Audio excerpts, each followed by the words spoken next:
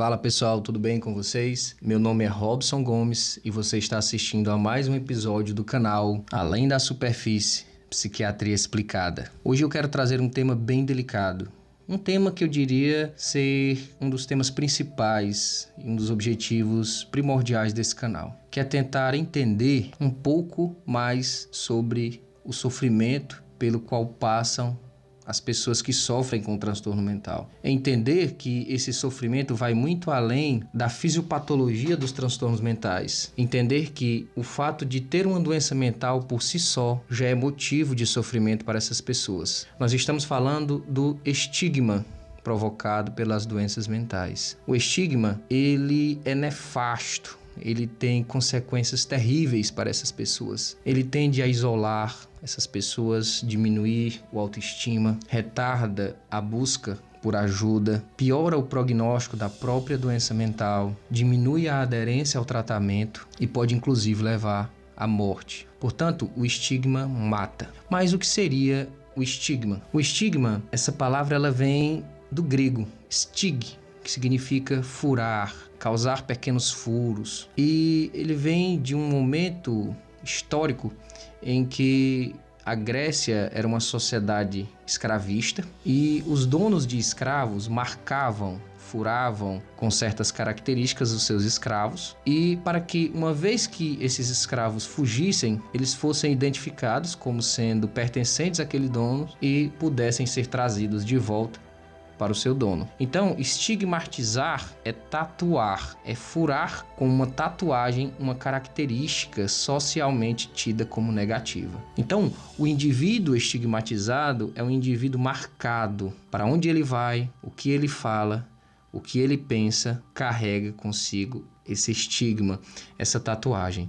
Então, o indivíduo passa a se moldar ao próprio estigma e passa a se envergonhar de si mesmo. A vergonha passa a ser uma característica central desse sofrimento. O primeiro trabalho formal publicado sobre o estigma foi lançado em 1963 e escrito pelo sociólogo canadense Erving Goffman. Goffman divide o estigma em 3 grupos: as alterações da morfologia corporal, um indivíduo com deformidades corporais, que, portanto, teria o estigma rapidamente visível, as manchas no caráter e, por fim, o estigma tribal, em que grupos religiosos, grupos nacionais, de raça, passam a atacar e a estigmatizar outros grupos. Nesse mesmo contexto trazido por Goffman, poderíamos dividir as pessoas estigmatizadas em pessoas desacreditadas e pessoas desacreditáveis. As pessoas desacreditadas eram tidas aquelas como as que possuíam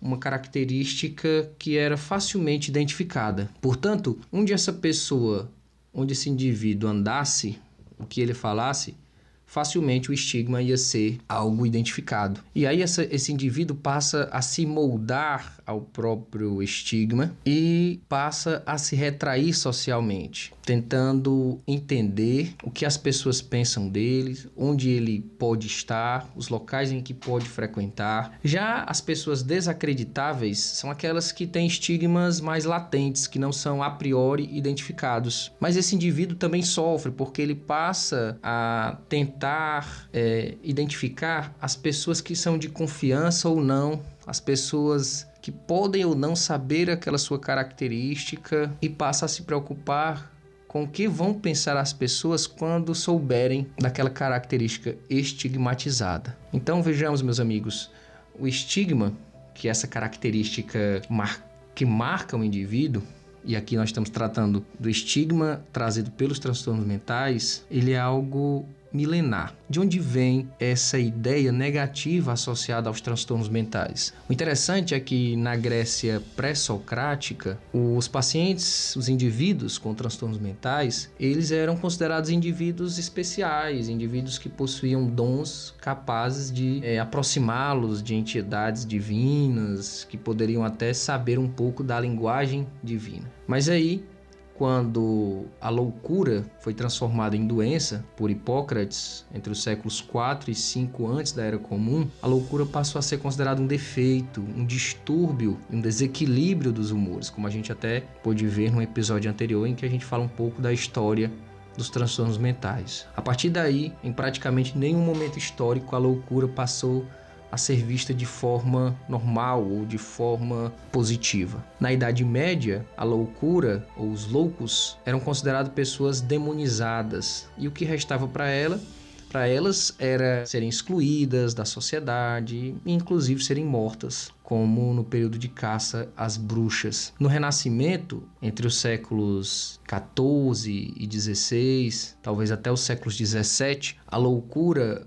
era considerada uma desordem que tornava aquele indivíduo que por natureza seria racional em irracional e caberia aos homens racionais estudar esses indivíduos. Mas nesse período, o período do Renascimento, os loucos ainda eram tratados como pessoas que precisavam ser isoladas da sociedade, porque não se adaptavam, porque não se encaixavam nos padrões sociais vigentes. Então, mesmo no Renascimento, período em que o ser humano começa a valorizar as próprias características humanas, a loucura ainda era vista como algo negativo, como algo que ainda precisava ser, embora estudado, precisava ser isolado. Na Revolução Industrial dos séculos XVIII e XIX, os loucos eram considerados improdutivos, pessoas que não tinham como trabalhar e contribuir para o desenvolvimento da sua nação. Então, essas pessoas eram trancadas, eram internadas ad eternum em manicômios, e esse era o tratamento que os loucos tinham nessa época. Foi então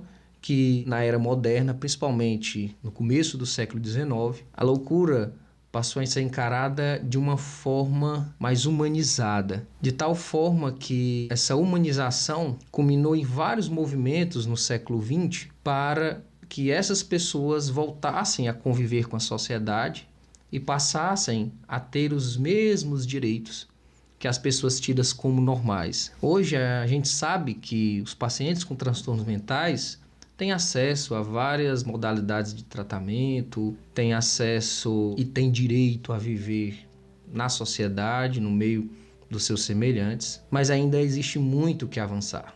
Nomes muito importantes nessa luta pela humanização do tratamento dos pacientes com transtornos mentais surgiram principalmente na década de 1960, que culminou com a chamada luta antimanicomial. No Brasil, destacou-se muito a figura da médica psiquiatra fluminense, a doutora Nise da Silveira, inclusive tema de um filme espetacular, que eu aconselho a todos a assistir, chamado Coração da Loucura. O objetivo era retirar essas pessoas de dentro dos manicômios e dar a elas um tratamento digno, para que elas pudessem voltar a conviver com os entes queridos, com os amigos, ter alguma funcionalidade. Entretanto, nós ainda vemos essas pessoas caminhando por aí. Apesar de não estarem mais em manicômios, os pacientes com transtornos mentais no Brasil, muitos deles ainda estão aí perambulando pelas ruas, marginalizados, muitos presos, infelizmente muitos, inclusive mortos, por conta dos seus transtornos mentais. Então, o estigma ainda existe no paciente com transtorno mental.